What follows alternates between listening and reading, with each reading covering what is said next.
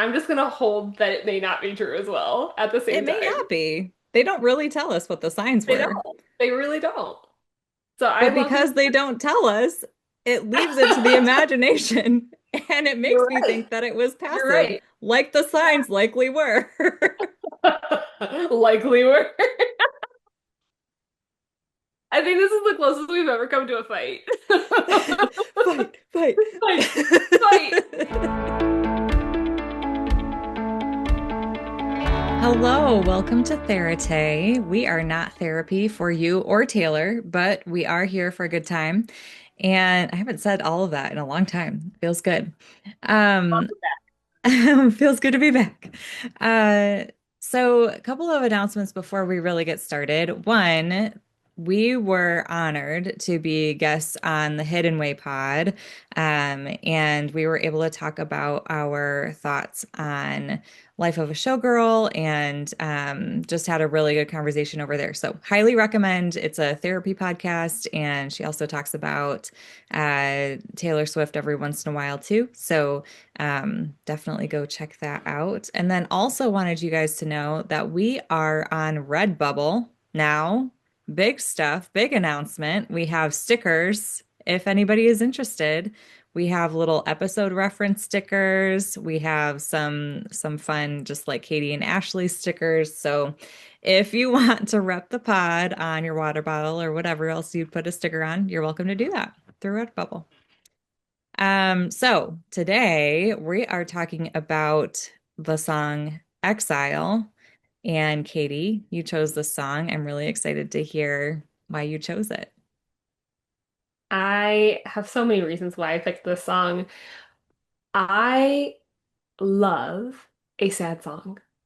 Mhm. I always have, always will. I find sad songs so cathartic. And Exile is actually one of my favorite sad songs ever by Taylor.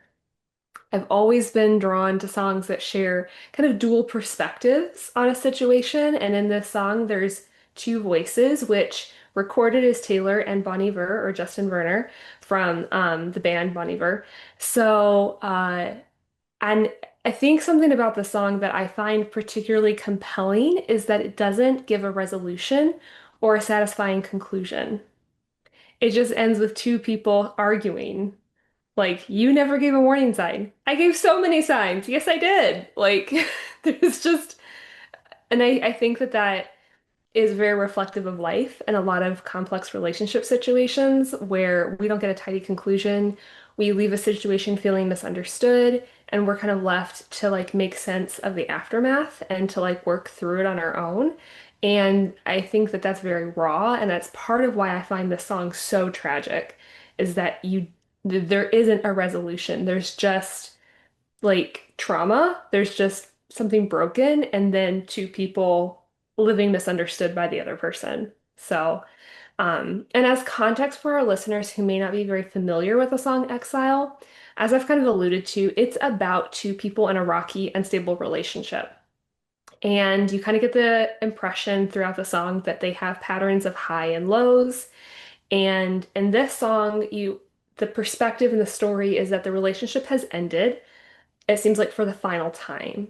And each person is going to give their perspective while acknowledging that the other person will not see or does not agree with their perspective.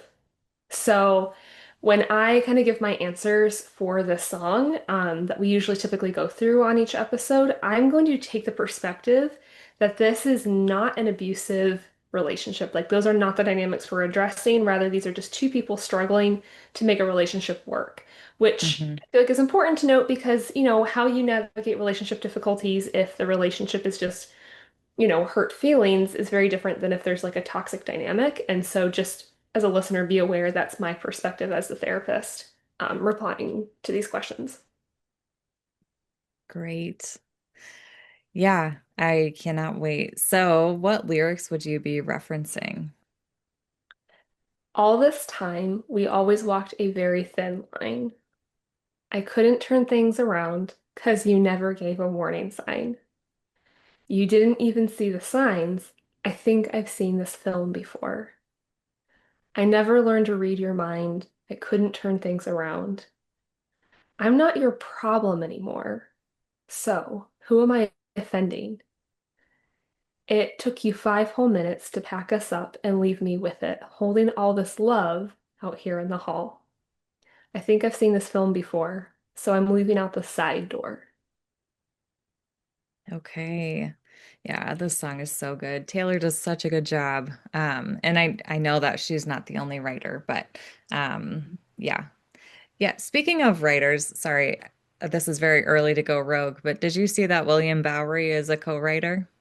Yes, William Bowery, who, as we know, is a pseudonym name for Joe Alwyn, and Justin Vernon as well was a co-writer on the song. So, but yes, tell me more about where you're going with this, Ashley. Well, I just think it's interesting that he was involved in this particular song Mm-hmm. Because it's so sad. It's a breakup because song. it's very sad and it's an interesting back and forth here. So, Yeah. um, that's all I'll say about that. But I would love to hear what questions you'd be asking. Yes. So I'm going to divide up my answers based on the two perspectives. So the song starts with the partner who was left giving, and that's sung by Justin. So that's like at the kind of quote unquote male perspective, as it were, in this song. And then there's the person who left, and that is Taylor, right? Like that's the character that she sings. So I'm going to address both of those people. So to the partner who was left behind, you say that she never gave a warning sign, but you also say, all this time we always walked a very thin line. So can you help me understand how you knew that the relationship was struggling, but also somehow feel like you didn't have a warning sign that she would leave? Great question. Is you're kind of indicating both there. Hmm. So a part of you was surprised and a part of you maybe wasn't. I'd like to unpack that. To the partner who left first, your partner says that he never learned to read your mind, couldn't turn things around. Is this an expectation that you had that he could read the signs? Sometimes I think we think we're being clear with our signals and with our communication, but they actually are not apparent to the other person. And so I'd want to unpack with the person who left, like, have you explicitly used your words and expressed your feelings and expectations? Or do you feel like you've been giving these signals, but this other person is saying that they didn't get it? So, like, is somebody lying in the situation, or was it genuinely like a mismatch? Like, you just didn't read something. So it feels like there's a little bit of like a both and in these narratives of like, we kind of saw this coming, didn't see it coming. And I'd like to get to the bottom of that. Yeah, yeah, absolutely. Any other questions you had? Those are the main ones. And I have a few other like built-in questions. But those are the main ones that I'll lead with for now. Okay. What would you validate about the song? I want to validate that it's incredibly common in a relationship for two people to feel the exact same way about a situation while maintaining their different perspectives. And kind of a metaphor that I find useful for this is it's like two people are facing each other, standing on opposite sides of a river, and you're trying to describe the landscape that's in front of you, but to the back of the other person. And so you're both describing accurately what the landscape is, but because you're facing a different direction, it may feel like the other person is being dishonest. It may feel like they're getting it wrong. They may not believe you because they're not seeing it from your perspective, but it is indeed the same landscape from a different perspective. Mm, And that's often common. And as a therapist who works with couples, this is something I hear oftentimes. Like, I don't feel like you care about me. I don't feel like you're prioritizing me. I don't feel like you're communicating with me. Fill in the blank, whatever the issue is. And then if you ask the other person, it's not uncommon for them to say, that's how I feel. So hmm. it can be a frustrating dynamic for a lot of people, but that's kind of how I am experiencing this song. Um, yeah, so that's what I would really validate in the situation is that maybe it's possible for you both to be correct and you're just hearing a perspective that's different than yours, but that doesn't necessarily make it inaccurate or wrong. Yeah. Yeah, absolutely. And that can be so frustrating for, I mean, it's not just couples, right? Like for anybody who's like trying to have a conversation or like go through conflict, it's like, Oh this is yeah. literally what I saw and literally what I experienced, and you're just not seeing it. It can be so hard. Yes. And very painful too, I'll add, because, usually people show up in therapy with another person because they're hurt. And so Hmm. it's very hard to hear that the way that you're hurting me is also the way that I'm hurting you. Like Hmm. that's a very tough pill to swallow. And it's an important place to recognize that like that can actually be a source of common ground between you and this other person is that you have similar feelings. But that can be hard when like all you feel, all you're just so wrapped up in your own experience, which is painful. Hmm. Hmm. Definitely. What would you challenge? To the partner who was left behind, you say, I couldn't turn things around because you never gave a warning sign. And as a therapist, I'm always going to be listening for always and never because when Hmm. those words are used, they're absolutes and they're generally very unhelpful in a conflict situation to use absolutes. So that would be one thing that I would just note of like how that is framed is likely untrue, right? That like there was never a warning sign, right? You could say maybe I didn't read it or I missed it or they weren't like big enough for me to catch, but that's different than saying never. So that's one Hmm. challenge. Another would be say, I am curious how you would say that you couldn't turn things around when you clearly already knew there were problems. Why weren't the issues the warning sign for you? Like, how is that not enough information already for you to begin to contemplate making change or to just make the change? And Hmm. then, even if you didn't think this other person would leave, you had enough information to know that things still needed to change. Um, and there's also a little bit of this dynamic of like, I couldn't turn things around because you never gave a warning sign. So it almost like subtly shifts the blame to this other person. Like, if you had warned me, I could have changed, but I didn't have a warning. And I'm like, but you also knew that you always walked a very thin line. So, like, again, there's just some incongruence and cognitive dissonance that I think needs to be explored. To the partner who left out the side door, there's a reference to mind reading, like when your partner says, I never learned to read your mind. And then you later say, like, leaving out the side door. So I'm hearing that you've identified a pattern that you're leaving. And it makes me wonder, why not leave out the front door? What's the significance of the Hmm. side door? Like, what are you communicating there? What was the need to take a like the side exit? Um, because I think that how you leave a relationship really matters, and it can make the difference between abandonment and closure. Hmm. And I'm not saying that like closure is equally experienced. One person might feel like they got closure, another person may not. But at the same time, like how you leave would influence like the message that gets sent, how you affect the other person. So, Yeah. and if you were expecting a mind reader, like again, there's that like you sent a lot of signals that the other person is saying that you were expecting them to be a mind reader. So like let's really come back to like what were these signals sent? Hmm. So just a couple thoughts there. Yeah. Yeah. Yeah. I'm really glad you're addressing the mind reading. I think that's a really key piece to this. Yeah, yeah, I definitely agree. Yeah. Anything you would recommend? I want to recommend to both individuals in the song to work on themselves because relational problems don't end when we leave a relationship. You'll bring elements of those same patterns and problems in future relationships unless you address your role in creating those problems. Hmm. Do you want to add something there, Ashley? That was like a little, mhm. I think, well,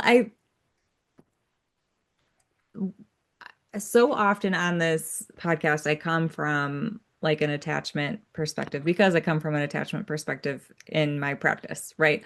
Yeah. Um, and attachment styles aren't going to go away based on like the relationship that you're in necessarily.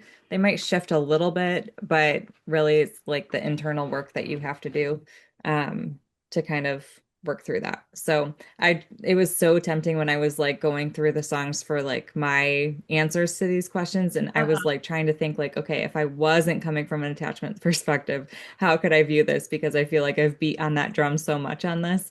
But Yeah, I am absolutely in agreement that there's individual work that needs to be done here on both sides. we love the drum. Don't stop beating it. We need more of this drum. Anything else you'd recommend? Yeah, I actually have some specific feedback for both partners to consider. Let's do Um, it. the one who left first says, "I'm not your problem anymore, so who am I offending now?" Okay, first of all, let's just pause for a moment of silence as that dagger twists in your gut. It's a very sassy line. Oh, so sassy, but like Hmm. sassy dripping in like agony. Mm. Like this is just like I could hear it as like like somebody throwing a barb or like a jab, but I also hear it as like, why do you care? Like you don't get to care anymore. Like, Oh. like I'm not your problem. Like why does this bother you anymore? Why are you offended? Like I almost hear like this indignation, this anger, which is born of like great sadness of like you didn't care then, but now I'm with somebody else and you care now. Like you've lost the right. Well, there's so much of that in this song too, because there's lines that talk about like, I can see it in your eyes. You're looking at him like he's your understudy. Yes. Yes. Laughing, but the joke's not funny. It took you 5 minutes to pack up and leave, leaving me with all this love left for you. Yeah. Like, Yeah. like this is a very like this is a very deep fight. Like these are deep wounds. Like they are literally saying the opposite thing. Like Hmm. you surprised me. I still love you. I still want you. I gave you signs. You never fought for me. You didn't change. You moved on too fast. Like they're just going back and forth. Like there is no resolution in this song, which is so sad to me because it just ends and like you walk away misunderstood. Hmm. And that is so painful. Yeah. Yeah. Sorry, I keep interrupting you. What other pieces No, of I love feedback it. do I you love it. I have? definitely went rogue there. So thanks for hanging in there with us, listeners. Um, so yeah, so I guess to the person who got left behind, like what was your role in making her feel like that she was a problem, right? Like that's a really painful thing, but like something about your behavior made this person feel like they're a problem. And then what happened that made the person who left feel like that once she left, then like the offense would end, right? Because somehow she thinks like if I'm the problem, then if I leave, there won't be a problem anymore. So that's a whole dynamic that I would like to like recommend that like this person like process on because being made to feel like a problem is a very like that can be a lasting wound that can follow you in other relationships.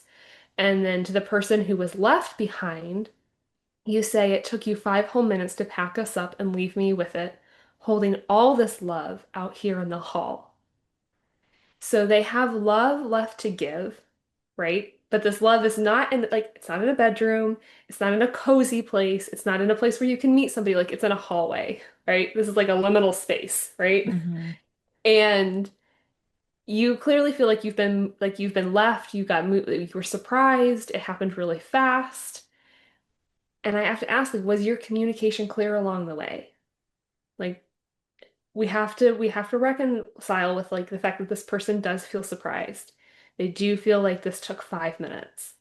This happened really fast for them. So like let's you try and explore and unpack like why that was. And Hmm. then it ends with both of you singing, "You didn't even hear me out," which to me indicates that like neither of you feel heard. So how did you contribute to the other person feeling unheard? Like that's some common ground.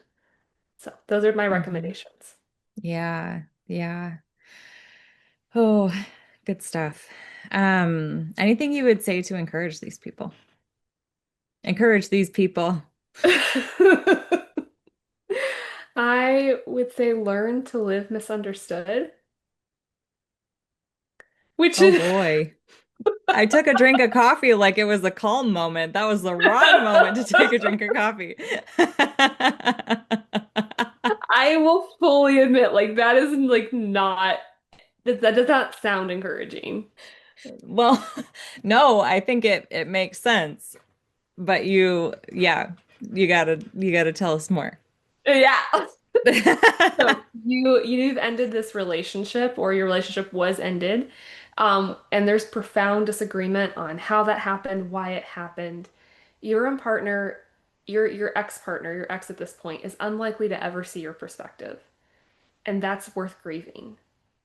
One of the signs of emotional maturity is the ability to get closure for yourself, even if the other person can't or won't participate in helping you get that closure. Hmm. It's your responsibility. And so, like, that's my encouragement because while that is profoundly sad that you won't get this thing that you want and maybe feel like you need, but you're also not bound by it. And that's where I find hope and encouragement is that you actually can live unmisunderstood. Like, it's not pleasant, but it's possible. And there's freedom in the ability to say, like, I don't have to have you to understand this in order for me to walk away and heal and have a fulfilling life. Hmm. And I love that you talked about grief because I think that's often so much of what helps us get to closure. Yeah, yeah. Like you have to feel that as awful as it is. It is Ugh. like so necessary to experience that sadness in order to come to this place of like, I'm not going to get what I want and I can still move forward and my life is not Mhm. over because of that. Yeah, yeah. It's gonna look different, but it's not over. Yeah, yeah. So I'm telling you, I'm gonna, I would love our listeners to, if you have different opinions on the saddest song, if you disagree that this is one of the saddest, tell me. I want to hear your thoughts. But I am not backing down when this is one of Taylor's saddest songs. It is. There's something about a duet too that like really adds to the sadness Yeah, of yeah, feelings. absolutely, absolutely. Hmm. Ashley, I am so excited to get into these questions with you. So I'm ready to pivot if you are. Let's do it. Hey. Ashley, what questions would you ask of this song, of this couple, of this situation? Is the sign of a quality relationship reading minds? Ooh. Wait, I need to hear more. Can you unpack this? Because I think that's an expectation that's being like sung about here is that people are reading each other's minds.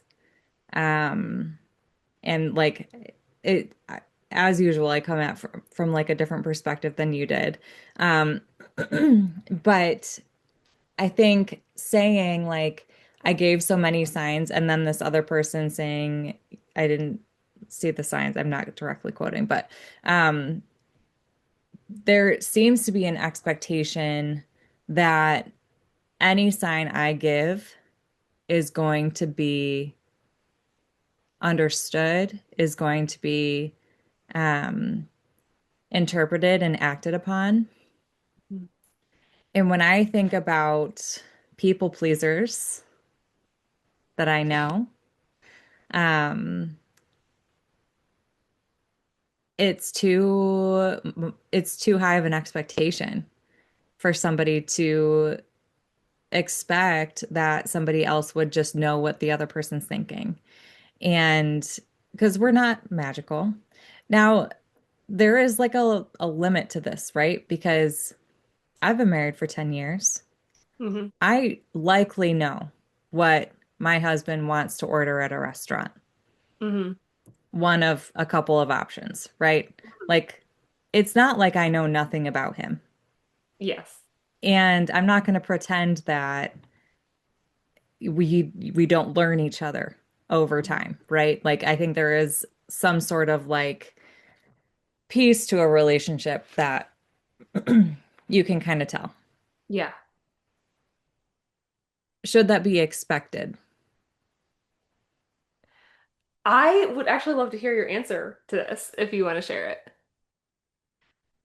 I think it depends on the situation Okay. because it seems like we're counting on nonverbal cues, we're counting on passive aggression potentially, we're talking about passive communication to get across the fact that this relationship isn't working. Hmm. What if you were to just say it? What if? What if?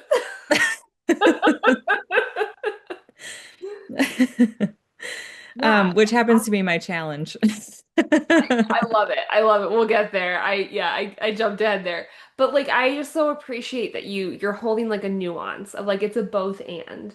Like when you're in a relationship, there is it's a reasonable expectation that this person would learn you and that they would be able to make educated guesses, right? But it is an educated guess, and that's the difference between like mind reading, which is like you just look at me and automatically know, and like it's reasonable that like you can read my body language when I'm excited or when I'm sad or when I'm afraid or fill in the blank, right? Like, Let's say I'm communicating something and the other person can't, doesn't want to, isn't up for mhm, whatever it is, right? Like mhm.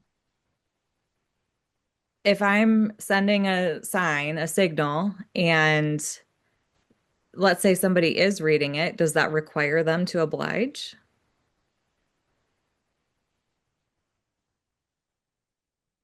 Well, what do you think? I say no. I say no. There needs to I- be some sort of like compromise. Like just because I want something doesn't mean that I have to get it. It's true. It's true. I guess it depends on the context of the situation because like I think I would say it really does depend, and it's a bit of a both and. Like to me, this is a really uncomfortable question because it is firmly in this like gray, non-black and white answer that like Katie's like, you're making me really uncomfortable.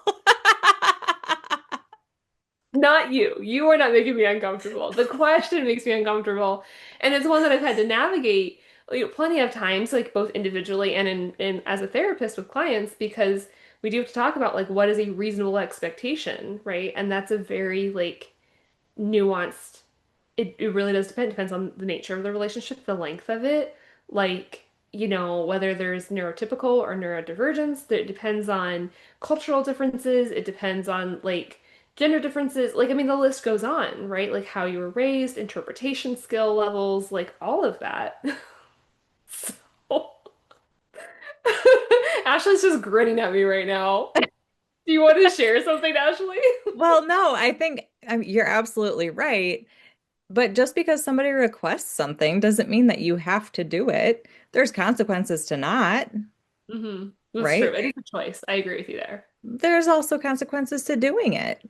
Hmm. So I guess we went on a rabbit trail there, but You went rogue. this this is my other drum of boundaries, which apparently I'm very willing to beat today. So Let's beat the drum. All right. So do you want to talk about what you would validate or normalize for I this? didn't even get through all my questions. Oh shoot. Oh gosh. Okay, sorry. Keep going, Ashley. It's my fault. It's my fault. I got on Please a tell me trap. what other questions you want to ask.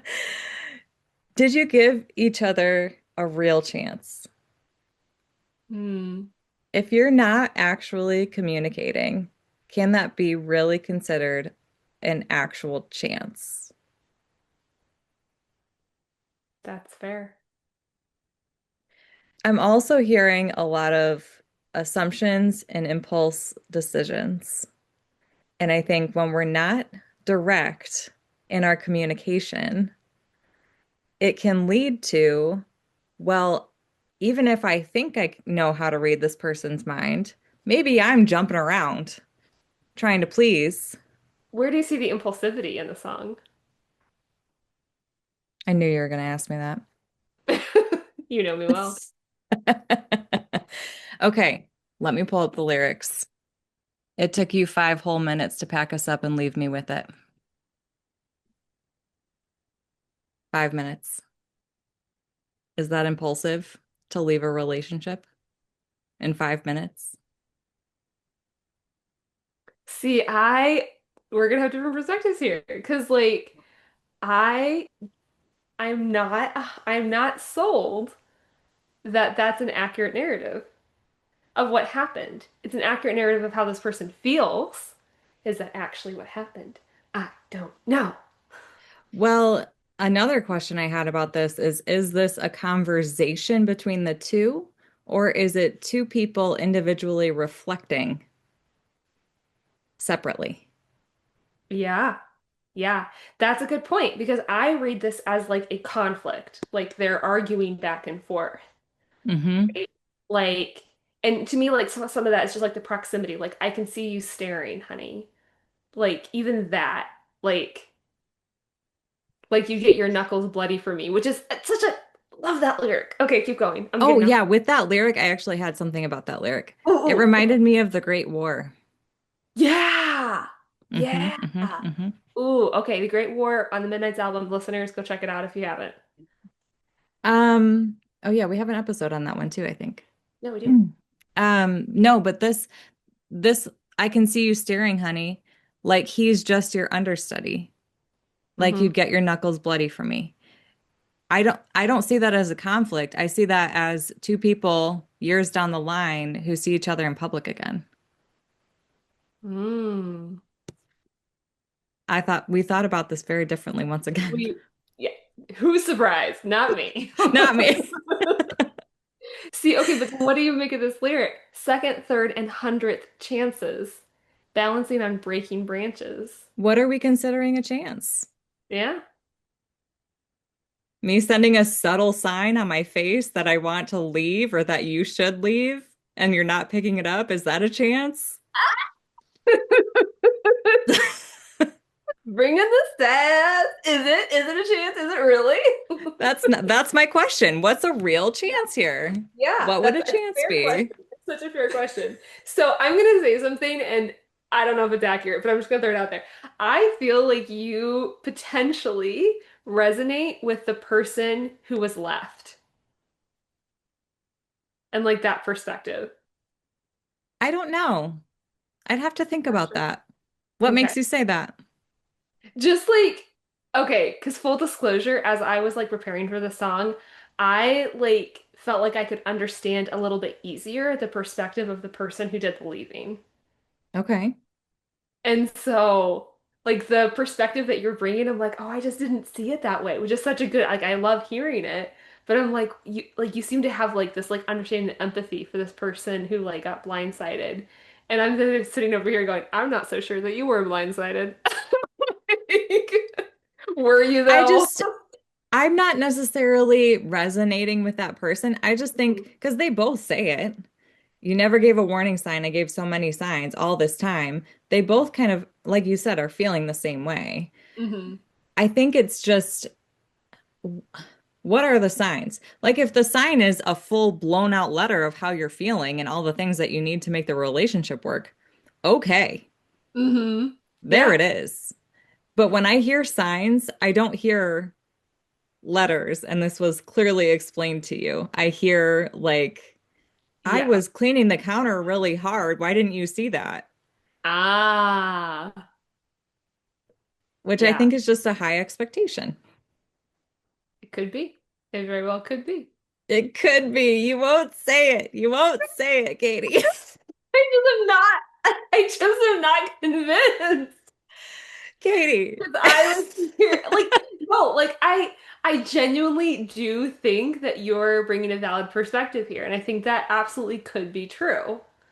I'm just gonna hold that it may not be true as well at the It same may time. not be. They don't really tell us what the signs They were. don't. They really don't. So I But love your. because they don't tell us, it leaves it to the imagination. And it makes You're me right. think that it was You're passive, right. like the signs likely were. Likely were. I think this is the closest we've ever come to a fight. Fight, fight. Fight, fight. No, I just, that's so interesting. Yeah, I mean, it's a question that I share with you. Like I like those were some of my questions too. So I'm like right there with you on this one.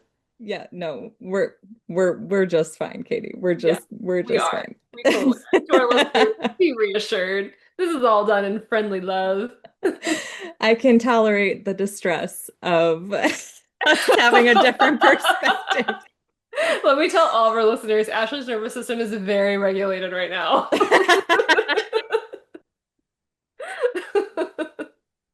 Okay, so I'm gonna validate misunderstandings happen all the time in relationships, and you're both feeling similarly. hmm So it happens. It does. Hmm. It does. Yep. I kind of already shared my challenge, which is to say Just use your words. it. No, I'm being way sassier than you were, Ashley. Please continue. It's how I feel though. Like I guess I did. I told you right before we recorded this that I didn't have any feelings, and now I have a lot of feelings apparently. Thanks for surprise us. But also like why so many chances but not actually talking it through? What again, I guess I go back to like what's a chance? Like you're yeah, we already talked about it. Okay. Is that all your challenges, or would you like to add any more? That's my challenge. Two words, say it. Say it. What recommendations would you provide? Consider expectations for future relationships. People can't read your mind. People can't read your mind. Which is shocking at this point. It's not like I've said that a million times on this episode at all. Um, and then also like I don't really like the idea that like from my perspective in hearing this song, I'm hearing like a lot of like reflection, yes, but also like it doesn't seem like to me it doesn't seem like they're having a conversation. It seems like they're just hung up on each other hmm years down the line. Yeah. Which, if feelings are there, something to consider, something to reflect on, something to understand. hmm Um, but also, how can we start moving forward? How can we just Yeah. Yeah. Interesting. a lot of nonverbal communication. You say Yeah. interesting. What are your It is. thoughts? Well, just because like when you hear the word chances or signals, like it sounds like like your imagination is like they're nonverbals, right? Like they're not using their words. And when I hear a signal, I think of like a nonverbal, but when I hear chances, I hear a conversation. So to me, like that I do like kind of imagine like my in my imagination, like there were conversations. Now, how clear though that those conversations were, right? Because you can have a conversation and walk away with misunderstandings, right? Like, and so I'm not saying that that didn't happen, but I think like my assumption in the song with the limited information we have is that there were conversations. So it's just that's interesting. It is interesting. Yeah, I wish we knew. Yeah. Well, we'll just call Taylor. We'll just ask her. We should have her on the pod, actually. Well, Taylor, you are welcome anytime. Yeah, I mean, you just say the word. Just you just comment and you're on just like that. VIP. Absolutely. Um, the last encouragement is, or my encouragement is you matter. Treat yourself like you do. Yeah. Self-respect, dignity. I love it. I Mhm. love it so much. Listeners, thank you so much for joining us on this episode. Thank you, Jeremy, for being our editor. As always, you can find us at Therate Podcast on Instagram. You can find us on YouTube. And if you have any requests, please email us at theratepodcast@gmail.com. We'll catch you at the next episode.